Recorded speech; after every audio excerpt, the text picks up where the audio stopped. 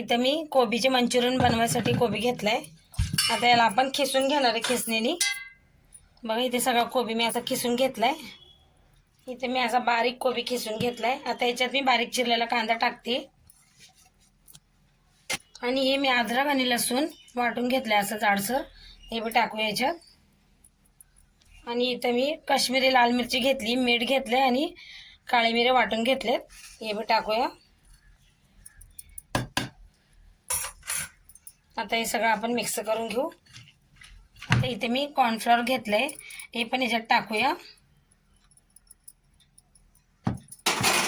आणि असं सगळं मिक्स करून घेऊ.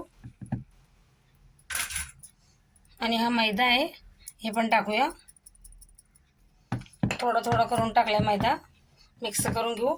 हे सगळं मिक्स करून घेतलं आहे. याच्यात मी रंग कलर नाही टाकला, तुम्हाला टाकायचं तर तुम्ही टाकू शकता. आता इथे तेल गरम करायला ठेवलं आहे मी इथं. आता आपण हे असं याच्यामध्ये टाकून देऊया.